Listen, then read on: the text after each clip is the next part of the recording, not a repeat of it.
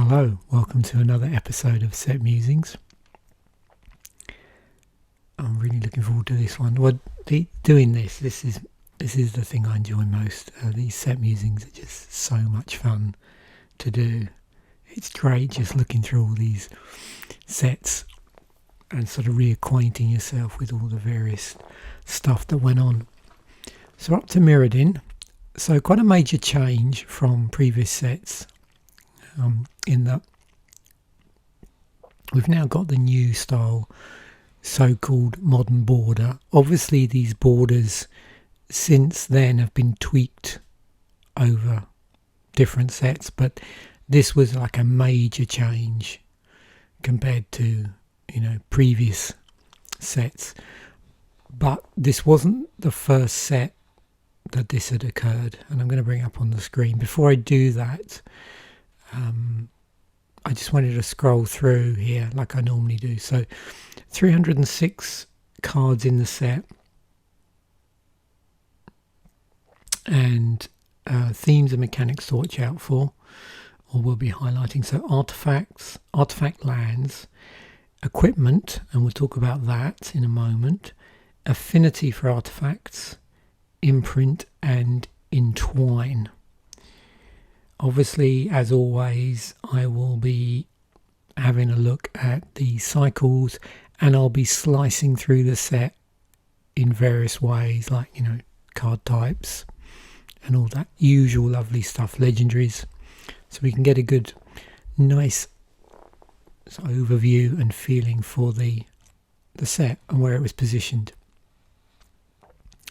So as I've said, 306 cards. I think I'm going to do this going forward as well. You'll notice now I'm making the images much larger. I can seemingly do that now because the scans are pretty good.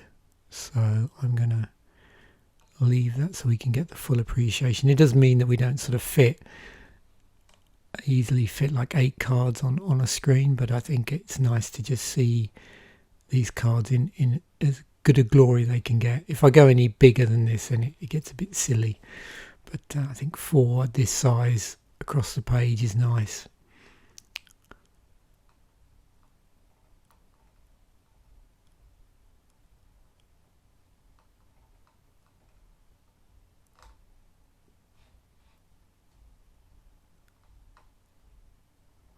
I've gone quiet. I'm just admiring all the artwork.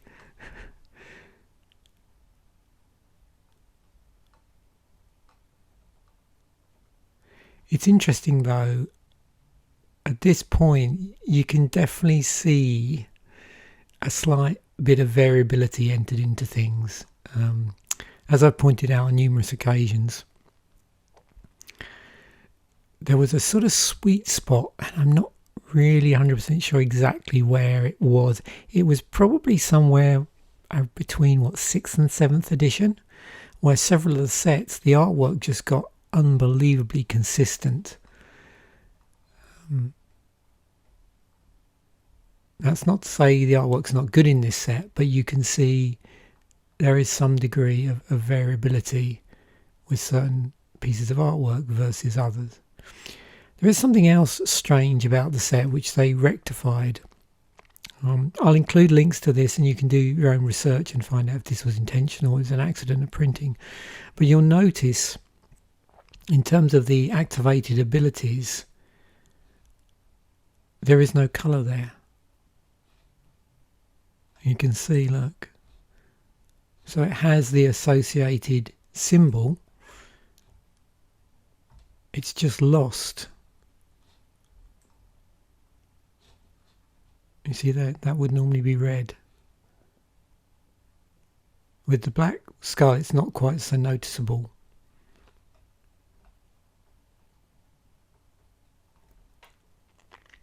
You see there again, there's a green one.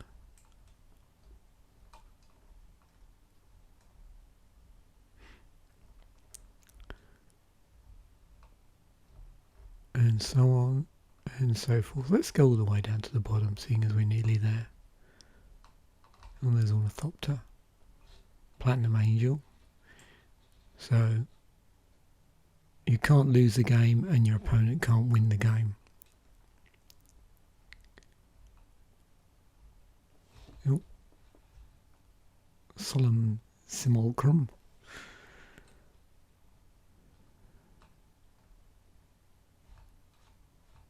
We'll come on to this particular set of equipment. And you can sort of see, because I've got this, it's just organised by colour, and then within that you can see the names are going to line up, so some of the cycles all cluster together naturally, and we'll go through some of those. And there's our lovely spiky artwork.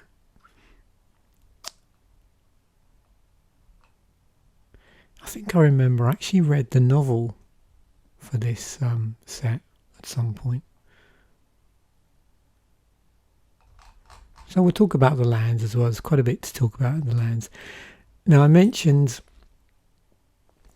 although this was the first, what do you want to call it, expansion, I suppose, which had the new borders.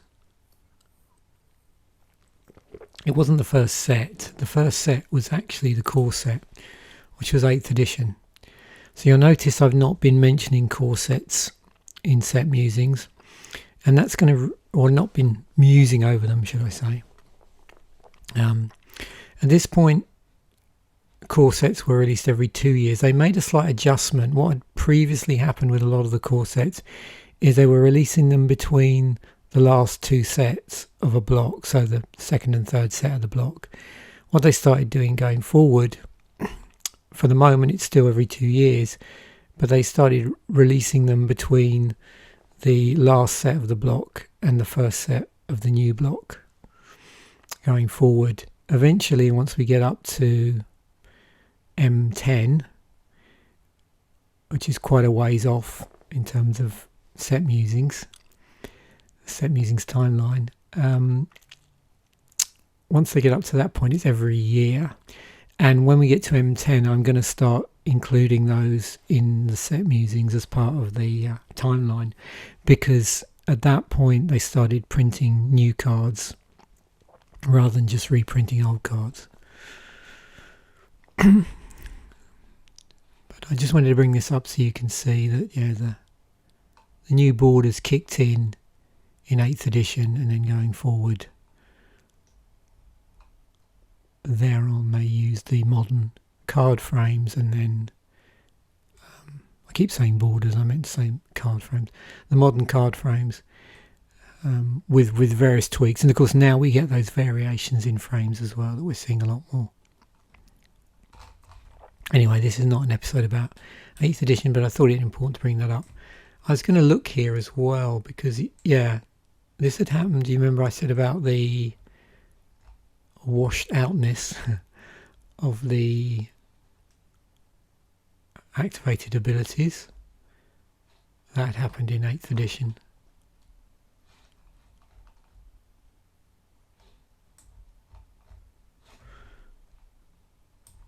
So back to the job in hand, which is original Mirrodin. And of course at some point we're going to get to Scars of Mirrodin, or no, not for a while. So probably the largest thing about the set was the fact that it was artifacts.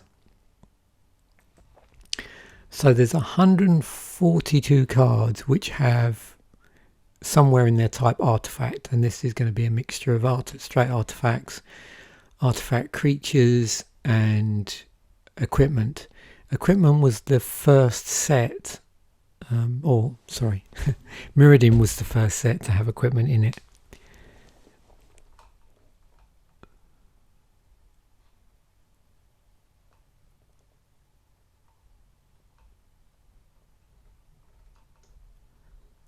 But yeah, heavy artifact set.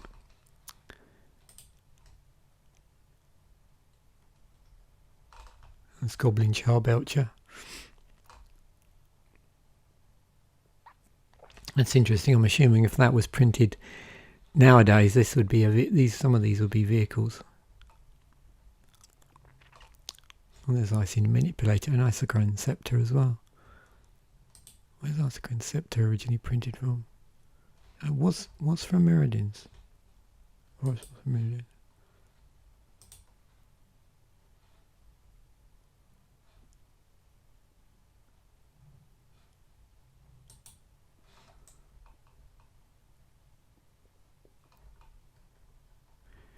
It is a cool set because there's just so many artifacts and equipment in here. There's a load of stuff that you just forget about that's in here. And it just goes on. We'll talk about the towers a little bit later. And of course artifact lands as well. So artifacts spill over into everything. Just out of curiosity, here's the, like what I would call non-creature artifacts. So some of those would obviously be creature artifacts. So there was 93 artifacts that weren't creatures. So that would be either straight artifacts or equipment, or if we go all the way down, those artifact lands again. So 93 of those versus 142 cards that were, all the equipment. So subset of that, 93 cards out of that 142 are non-creature artifacts. Sounds weird saying that, but yeah, non-creature artifacts. And then 20 cards within the set are equipment. We've got Fire Shrieker in here, Lightning Greaves, Loxodon Warhammer. Yeah, a lot of these have gone on to see play in EDH. There's Bone Splitter, obviously popular in Pauper format.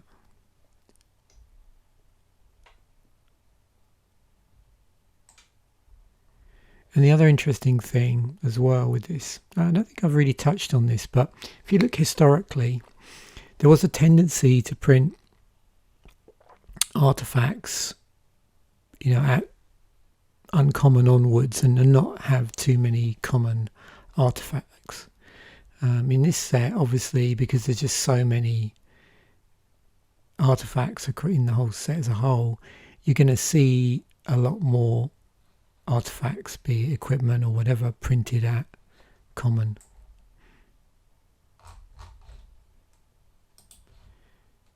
And there is our land. I've got all the land that isn't basic land here, just so you can see that in addition to the 5, or this cycle of artifacts, one for each colour. So it doesn't do anything additionally special. It just reminds you that it's not a spell, and it just taps for colourless. But this does have implications when you're thinking about affinity for artifacts. And the other thing is, remember, these are being treated obviously as non-basic lands. So for constructed play, you'd only be able to have like 4 of. Obviously, it's interesting because if you're playing limited, if you're doing like a sealed pool, technically with these at common, it would be possible to have more than 4 of a particular one. I mean, it's unlikely, statistically unlikely, that would happen. But obviously these were printed at common, so if you were doing sealed or drafting, you're going to see these pretty regularly, and that way it's, and particularly with drafting, it's easy to craft your deck around an artifacts deck or affinity deck. Then we've got a number of other lands here, the 1 artifact lands. We've got a Blinkmoth Well at uncommon, so tap, add colourless mana to your mana pool. to tap target non-creature artifact. Cloud Post, this is a common. It's a locus, or losus, however you want to say that. Tap, add 1 to your mana pool for each locus in play. And again, this being a common, if you were drafting, then it would be possible to draft multiple copies of this a lot easier. And then we've got a rare Glimmer Void land.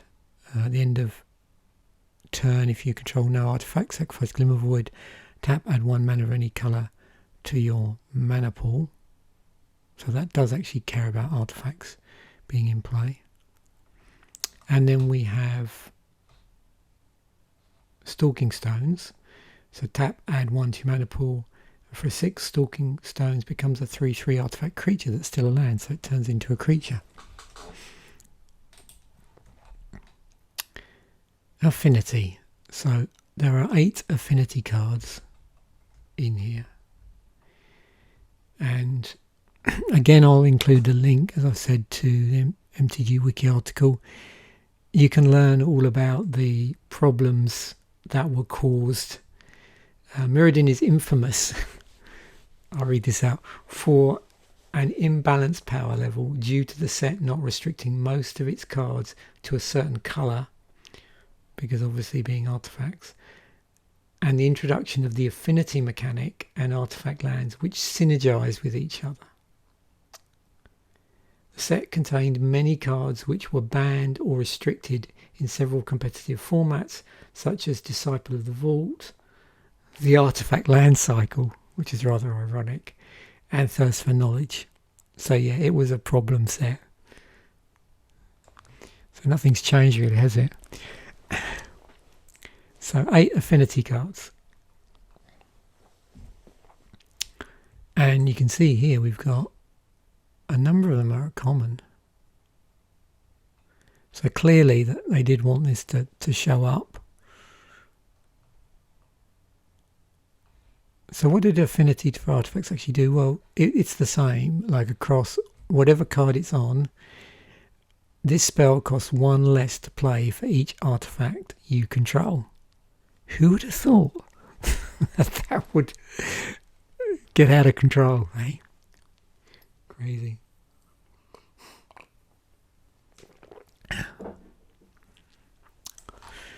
Yeah, so there you go.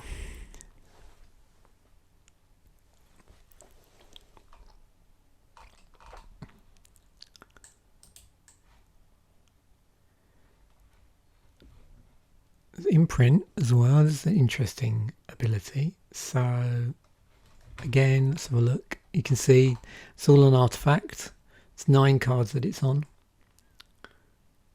So it allows you to exile a card and imprint attributes of that card onto the artifact, such as colours or abilities, and then you can do stuff with that imprint. So let's look at Chrome Mox. So 0 to cast. Already raises alarm bells. Imprint. When Chrome Mox comes into play, you may remove a non-artifact, non-land card from your hand from the game. The removed card is imprinted on this artifact. Tap, add 1 mana of any of the imprinted card's colour to your mana pool. So it's exploiting the imprinted card in some way.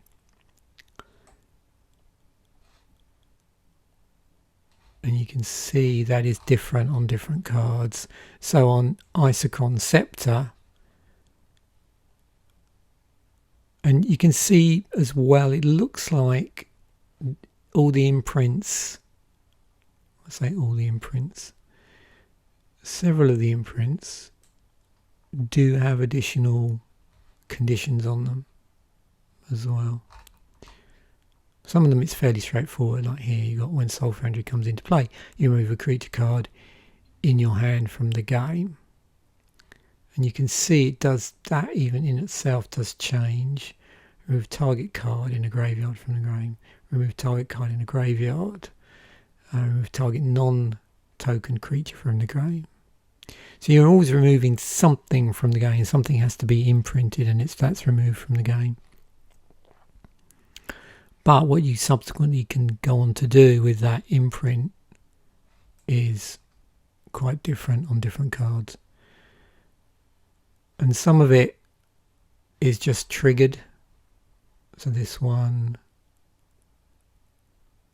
I'll come back to this one actually. It's a little bit different than the others in some ways. Where are we? Whenever a land with the same name as the imprinted card is tapped for mana, its controller adds 1 mana to his or her mana pool of any type that land produced.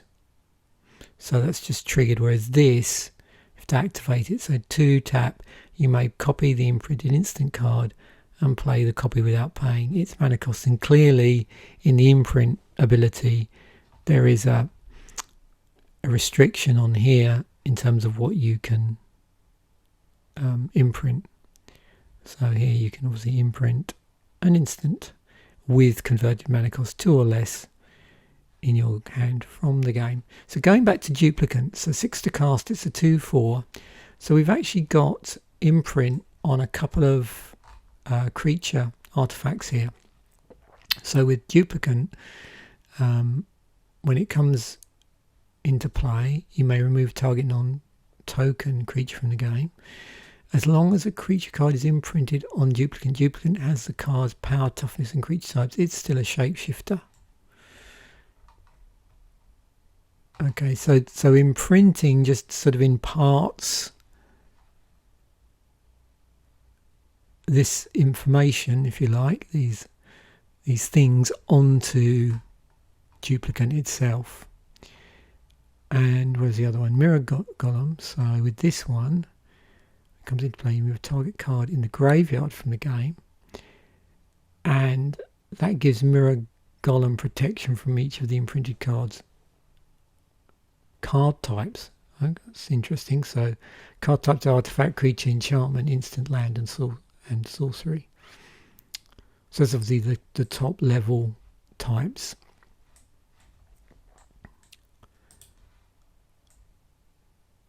Entwine. So let's look at Blinding Beam. You can see there's 13 Entwine cards and they're all either instants or sorceries. So 2 and a white to cast for a Blinding Beam. You choose one. Tap 2 target creatures, or creatures don't untap during target player's next untap step. So if you just cast this, it's a regular modal spell. And it looks like, just checking here, it looks like there's only 2 choices. Yeah, but if you choose to pay the Entwine costs as an additional cost, you get to do both. And it looks like that's, yeah, I mean there's slightly more of them in white, black and green. So 3 of in each of those, and then 2 ofs in blue and red. And no doubt, you know, in Magic's history, again, you've seen variations on this sort of thing where, you know, you have a spell, it can do a couple of things, and then if you pay an extra cost, you get to do both of those things. So in this case, the things are modal in their raw form. In other cards that have a similar type of way of combining things, it might be a slightly different situation that's done. It might be like a split card.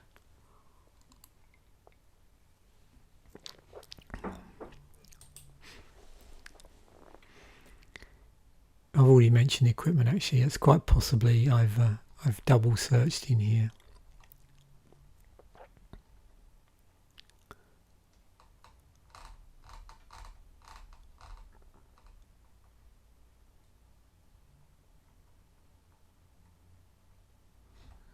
Good old lightning greaves. Yeah, always makes me smile, the equipment in this set. Yep, there's our artifact lands. Yep, so we're into the cycle section now. That's why I'd repeated this. So this just shows the cycles of lands. Yeah, cycle of artifact lands, one of each colour. We actually have a cycle of entwines in here. There was a cycle of common entwined spells or non-creature spells. 4 instants, 1 sorcery.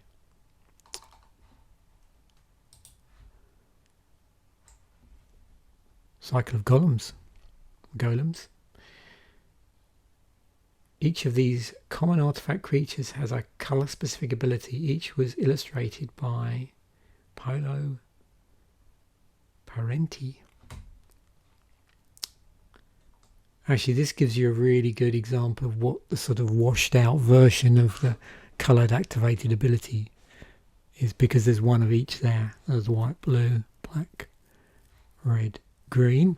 So yeah, basically you can see there's a bit of variability, but because these are artifact creatures at this point, coloured artifacts weren't a thing, so the artifacts, it's just, you know, whatever the mana cost of any colour. So 5 of any colour, 4, 5, 4, 6. But there is a coloured activation cost. So for this one you get first strike until end of turn, gains flying, regenerate. This one is +2/+0, and this one gets trample. So all, you know, abilities that you would associate with each of those particular colours.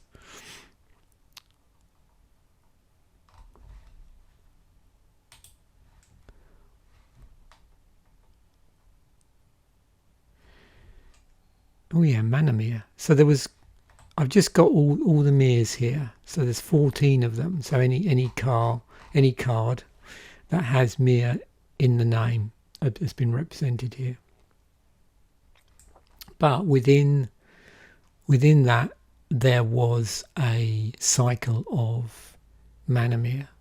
So you can see the first ones here, the first 5 are those cycles. So in one that generates white mana, 1 for blue, 1 for black, 1 for red, and 1 for green, and they're all 1/1s for 2.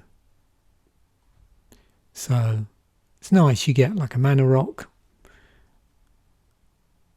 2 CMC mana rock, which is also a 1/1. And then there's a number of other mirrors here. So, and you'll notice these are all at common. There's also a number of other mirrors at common. So let's just look at those first. So Alpha Mirror, it's a 2/1 for 2.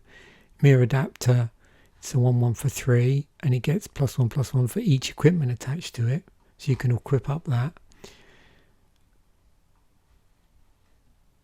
That has affinity to offer artifacts. It's a 7. It's 4/4 for 7, but it costs 1 less for each artifact you control. Mirror Incubator, 6 to cast, 6 tap, sacrifice it. Search your library for any number of artifact cards, remove them from the game, then put that many 1/1 mirror artifact creature tokens into play, then shuffle your library. Actually, sorry, that was a rare one. Where was the other common one? Yeah, Omega Mirror, 2 to cast, 1 to yeah, that's it. And then we've got a few others that are uncommon. This one you can shuffle your library. This one messes about with +1/+1 counters, and this one, if it goes in the graveyard, you return another target artifact creature from the graveyard to your hand. So yeah, quite a bit of utility there going on. So Mere Tribal is a thing if you want to go down that rabbit hole.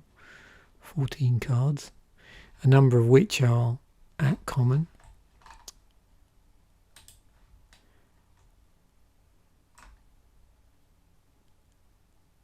So I highlighted here the rare artifacts. So there's 47 rare artifacts, and the ones I want to just highlight are the ones that are tied to a specific colour. So these are at rare, and for somewhere, obviously it can't be in the casting cost, but in the activation cost, it is tied to a colour. So you've got Leonin Sun Standard, which is tied to white. We've got Altar of Shadows, which is tied to black. We have Bosch, another artifact rare that is tied to red, to mountains. Tangle Root, which is tied to green. And then I think that's it. Oh, hang on, one more. Where's Proteus Staff gone?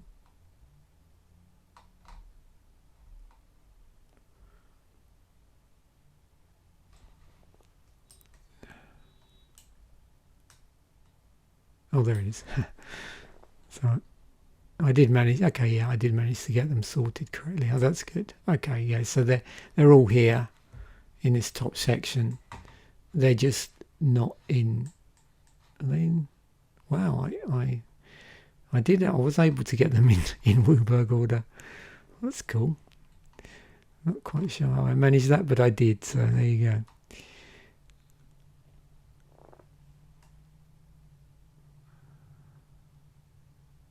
So yeah, white one, blue one, black one, red one, green one.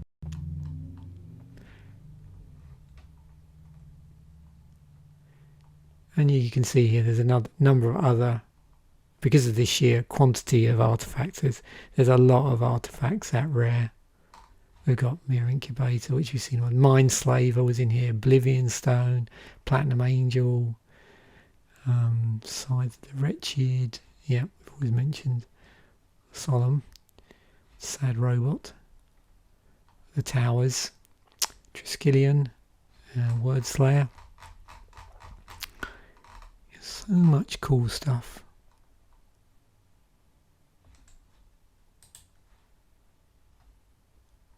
So Cycle of Replicas.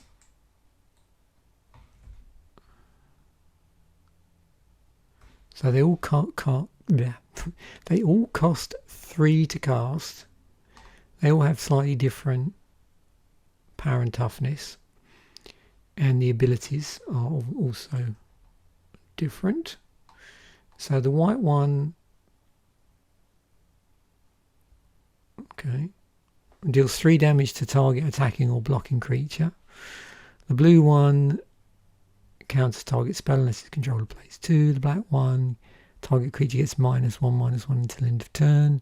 The red one destroys target artifacts, and the green one deals with enchantments.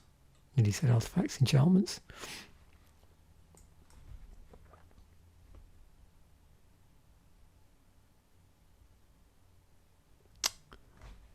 Okay, actually there is a link here then. So if you haven't noticed already, you notice the creature element here. That's it's one of each of the tribes from Onslaught. So tying back to the previous block. Soldier, wizard, zombie, goblin and elf.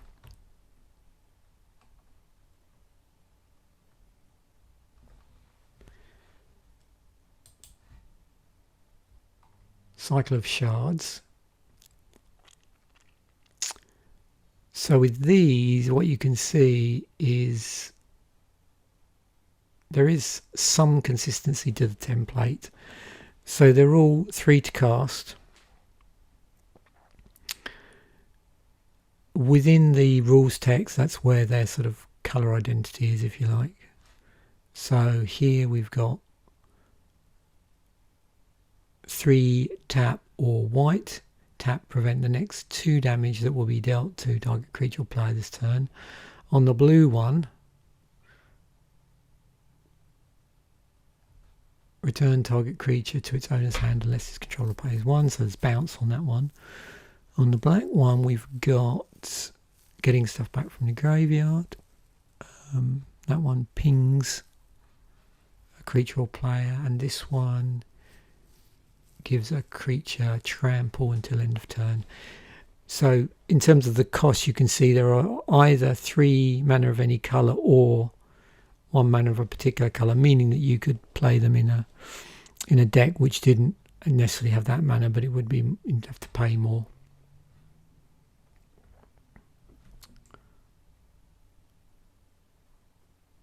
Each represents a piece of another world found by each of Mirrodin's races. And you can see it's all the same artist. Crystal, skeleton, granite and heartwood.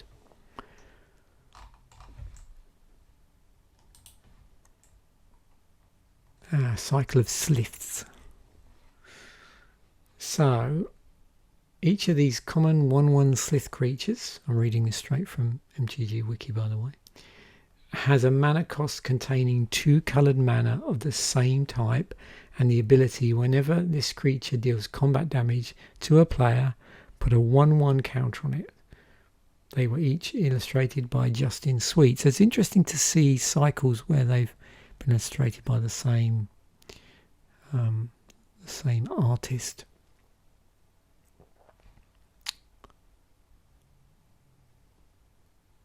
So, do these all have...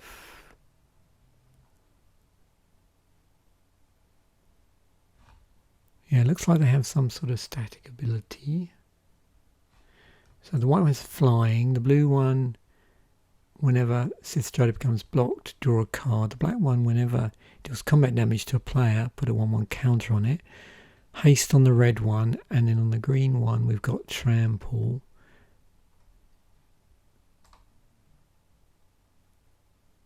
So they all have... It's interesting, isn't it, how some... Yeah, I see what's going on here. So some of them... It's really a mixed bag here. So we've got... They've all got the whenever ability. But these ones here, you've got Flying, Haste, Trample. This one here has got an additional activated ability of 1 and a black to regenerate Slith Bloodletter, and then this one has 2, but the common whenever is always the, like I just said, is a +1/+1 counter.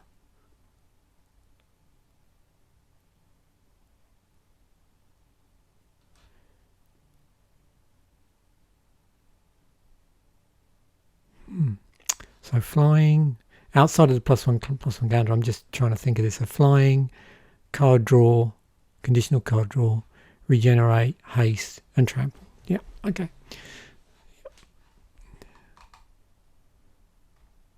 They're all 1/1s, but the casting cost is variable.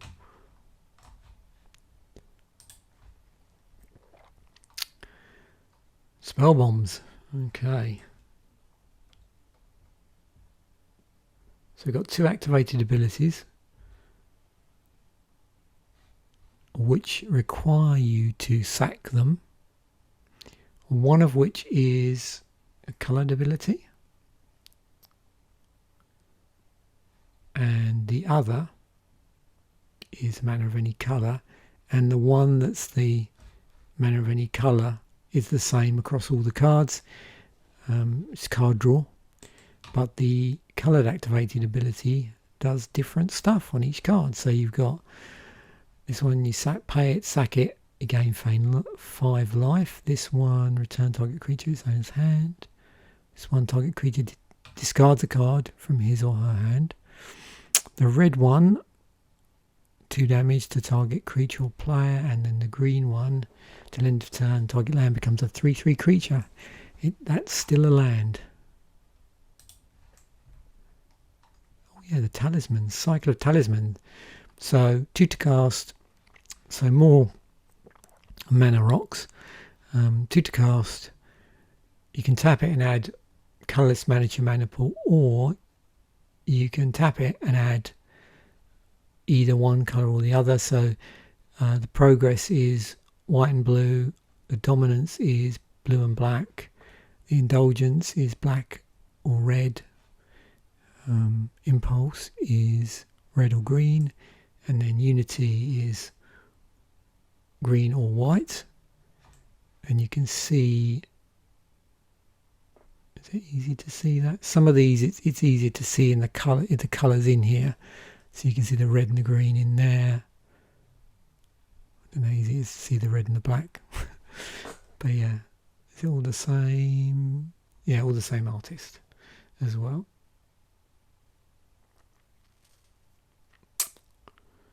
So it's the same abilities as an allied colour Painland.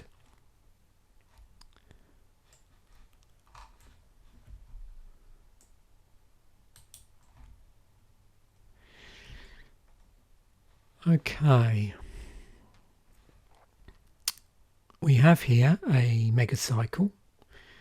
Ignore this. I just put it in there because it's got Cauldra in it. So, Sword of Cauldra from Mirrodin, Shield of Cauldra from Darksteel, and Helm of Cauldra from Fifth Dawn. So, these are a cycle across the block as a whole.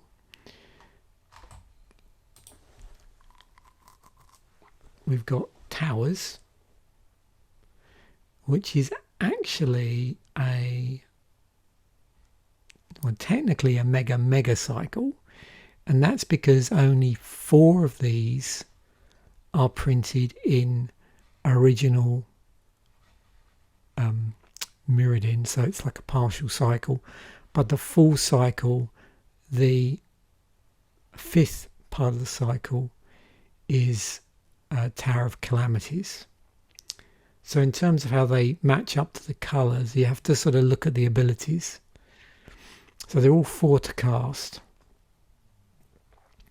So this one here, the Tower of Calamities, you can see that it does damage. So with the Tower of Calamities, that would be the red one. And again, it looks like they're probably giving it away slightly in some other colour in here, maybe. Tower of Champions, that's a pump spell on there. So that's the green one. Tower of Eons, life gain, so that's the white one. Tower of Fortunes, card draw, so that would be the blue one. And then Tower of Murmurs is actually mill, so that's the black one. But as I've said, that is technically a mega cycle because 4 of them are in one set, and the 5th is in a completely different set from a completely different block. So Scars and Mirrodin. And now we're back to just looking at some types. So 123 creatures in the set. I don't think I mentioned actually, just for reference, so 306 cards in the set in total. 110 commons, 88 uncommons, 88 rares, and 20 basic lands.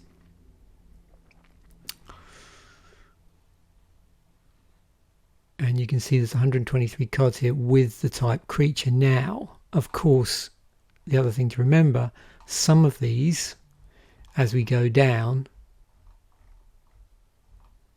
it's not very far as we go through the colours before a number of those are actually artifact creatures.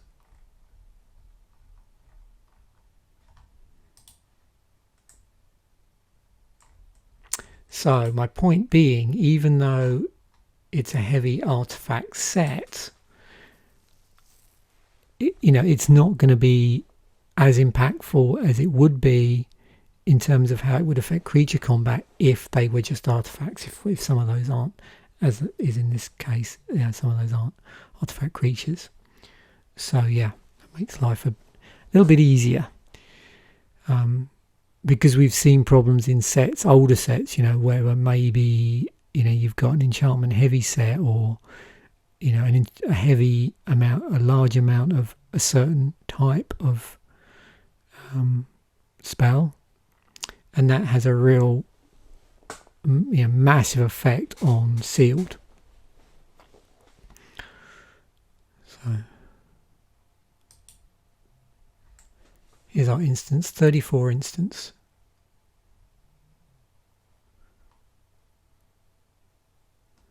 So we've got a bit of token stuff going on, artifact enchantment removal,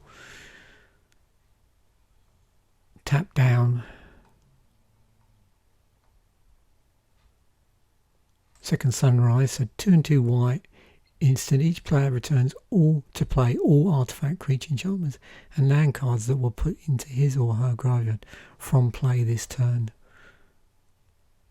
Interesting, set specific removal. Soul Nova, 3 and 2 white, remove target attacking creature and all equipment attached to it from the game, because of course normally what would happen is if you remove the creature, the equipment's going to stay on the battlefield. Mass removal for enchantments. We've got sort of artifact and enchantment specific counter spells here, or a counter spell at common. Ways of unattaching equipment. So you're going to see there's ways here of dealing with, obviously, with equipment. Card draw. What have we got in black here?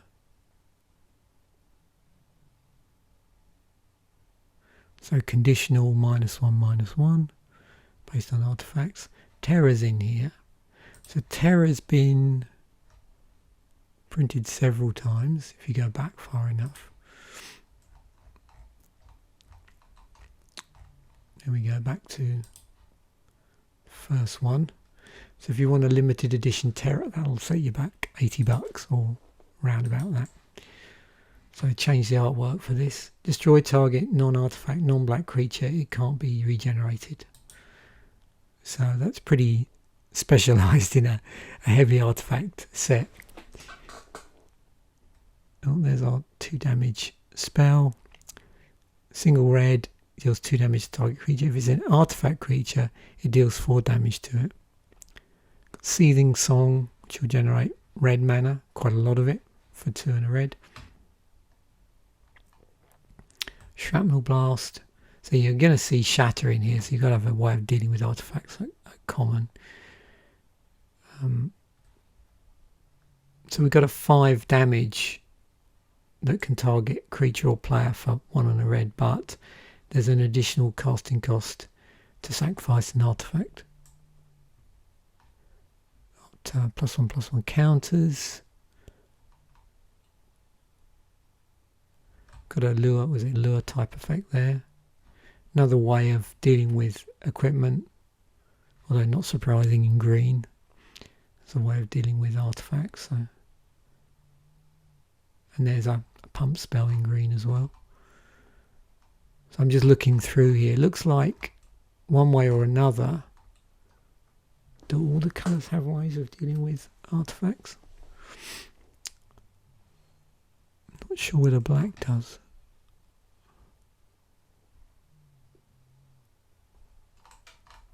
I don't think black does.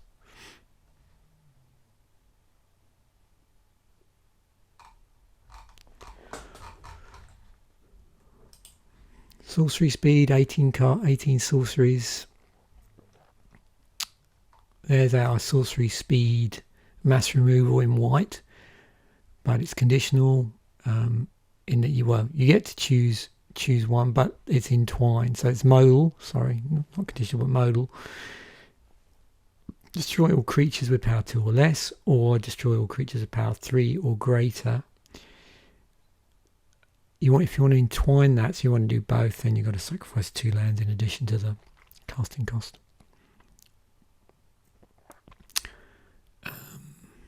What have we got? Artifact, tutoring.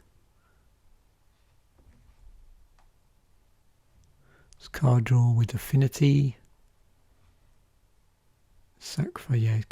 So we're seeing like the usual, very typical black sorcery speed spells here. Creature sacrifice. Life transference, I suppose. Deal X damage to target creature or player, then you gain X life.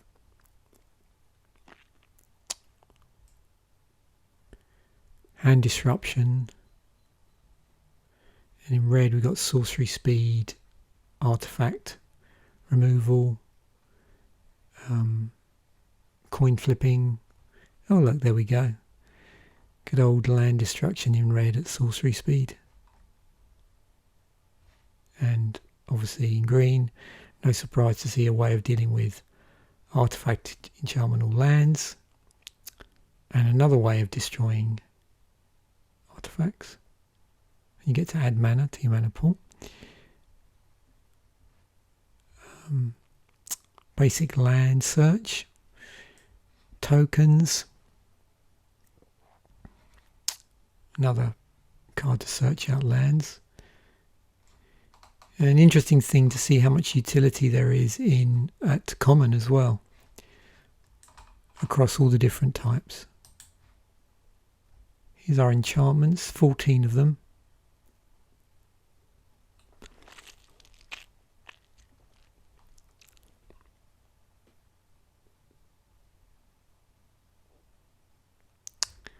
We've actually got some artifact hate going on in green here. It is at rare, so each artifact spell costs 1 more to play for each artifact his controller controls. So I think, and we'll see if it's there, I believe there was like a mono green theme deck, so green was a good colour in the set to just completely hate on artifacts if you were looking like for something to play where you weren't playing artifacts. There are other avenues down that, but yeah, the mono green route was a thing. Oh, and no surprise to see ways of controlling artifact creatures actually in blue as enchantments.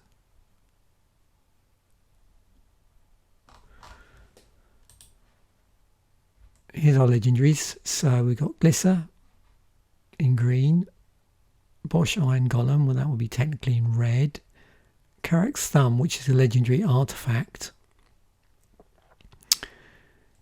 Mindslaver, another legendary artifact, and Sword of Coldra, which is also a legendary artifact. So out of the legendaries, 3 out of the 5 are actually, well, artifacts, and this one's actually equipment as well, and then only 2 of them are actually creatures.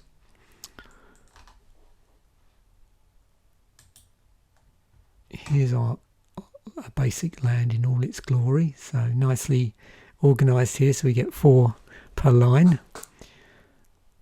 Very spiky. I'm trying to remember if I've got a set of these in foil. It was either this set or maybe it was Scars actually.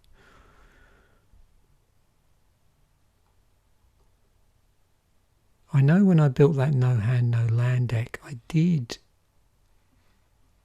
get some of this artwork for it.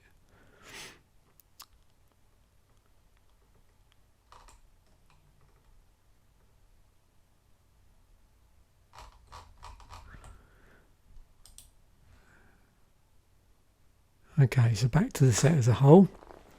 Well, we've really sliced and diced that, so yeah. I don't know whether there's much more to say about this.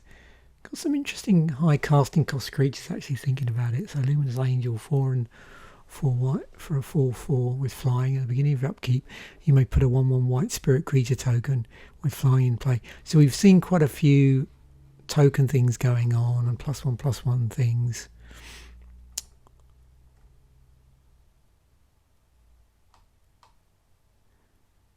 Yeah, some of these affinity for artifact creatures were a problem. You know, in a heavy artifact deck, you could get out stuff, you know, pretty low in the curve that would normally come out later because of, you know, if you're playing artifacts.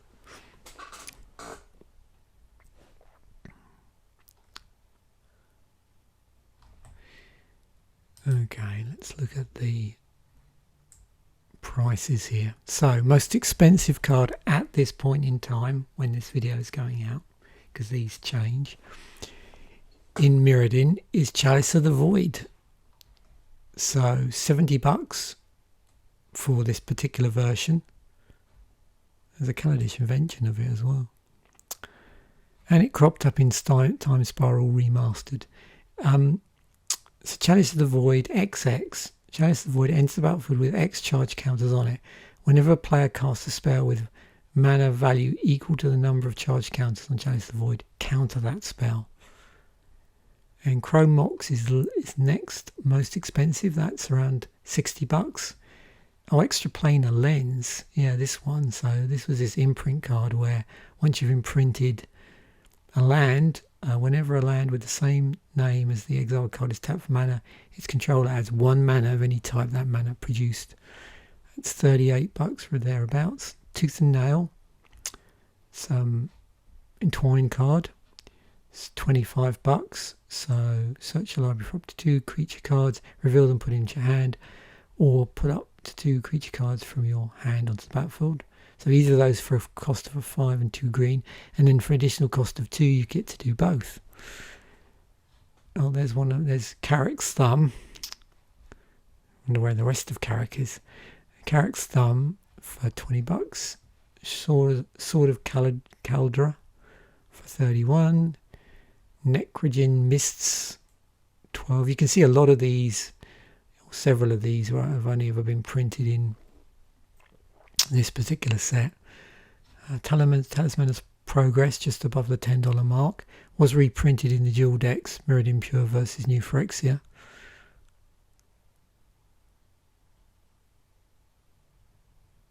Platinum Angel kicks in around 11. Glimmer Void just around 10. Mesmeric Orb, Proteus Staff. Yeah, we're just below the $10 mark, so yeah.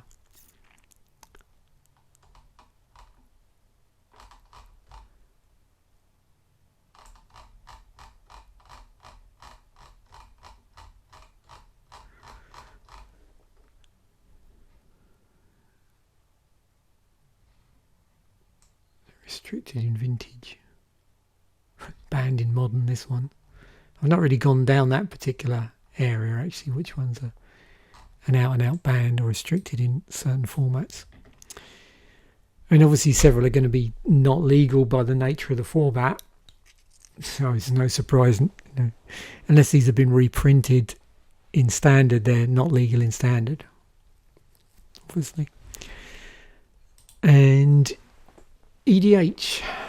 So, looking at EDH Rec, what have we got? Well, it's an artifact set. So what would you expect? Yeah, usual suspects. Lightning Greaves, Solemn Simulacrum, Chrome Mox, Gilded Lotus. And we've got, see, the talismans here. Icicron Scepter, Fabricate. We start to see the artifact lands. Loxodon Warhammer, yep. Mere Retriever, Duplicant, and so Ornithopter, Fire Shrieker, and so on. And then some of the artifact creature mirrors. Obviously handy Mana Rock and small creature. So Lightning Greaves, what's the stats on that? Let's have a look. It's probably through the roof, I suspect. That was 28%.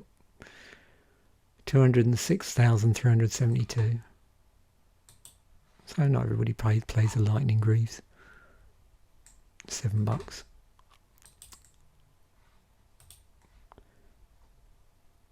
This has been reprinted quite a few times, actually. It's good. It's sort of kept the price relatively low.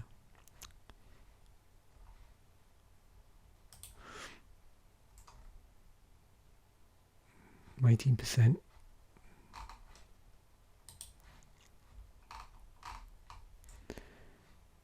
Okay, so that's the set as a whole. As always, super interesting there we got. So let's just jump ahead to the rest of the videos for this week, just as a bit of a teaser. So what do we got? Well, we've got obviously a Deck Turtle episode coming out. Here's my card pool for that. You can see just the artifacts alone. and in the creature section you can see all the artifact bordered cards. So that's going to be fascinating. It's not going to hurt. Let's just have a quick... where are we? What have we got?